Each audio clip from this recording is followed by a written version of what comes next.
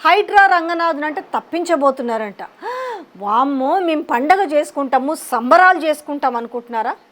జర్ర ఆగండి. అలా అని ఆయనని మార్చమనట. ఎవరి బ్రెయిన్ చైల్డ్ ప్రాజెక్ట్ ఇది? ముఖ్యమంత్రి Revanth Reddy brain child project కదా, కాబట్టి ఆయనకే వినతులు వెళ్ళినాయంటే ఆయన్ని మార్చండి అని చెప్పేసి.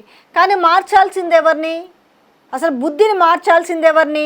ఈ బ్రెయిన్ చైల్డ్ ఎవరిదైతే ఉందో ప్రాజెక్ట్ వాళ్ళది కదా.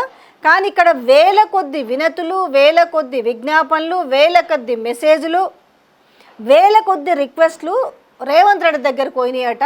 రంగనాథ్ని తప్పించండి, మీరు పావలా అంత చనువిస్తే ఆయన 100 రూపాయల చనువు తీసుకుంటున్నాడు, వెనక ముందు లేకుండా దిక్కుమాలిన డెసిషన్స్ తీసుకుంటున్నాడు. కాబట్టి హైడ్రా రంగనాథుని మార్చాల్సిందే, మార్చండి. లేకపోతే మీకు మళ్ళీ 28లో కానీ 29లో వచ్చే ఎలక్షన్స్లో మీకు డిపాజిట్లు కూడా ఉండవని ఆయన శ్రేయోభిలాషులు, ఆఖరికి ఆయన కుటుంబ సభ్యులు అంటే ఆయన సతీమణి కావచ్చు, వాళ్ళ కూతురు కావచ్చు, వాళ్ళ అల్లుడు కూడా చెప్తారట, అనవసరంగా మనని ఉసురు పోసుకుంటున్నారు, మనకు శాపనార్థాలు పెట్టుకుంటున్నారు. ఇవన్నీ మనకెందుకు? ఈ పదవి శాశ్వతం కాదు కదా.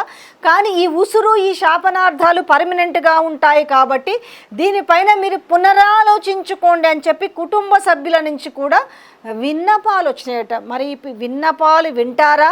మరి హైడ్రా రంగనాథుని మార్చబోతున్నారా? చూడాలి మరి.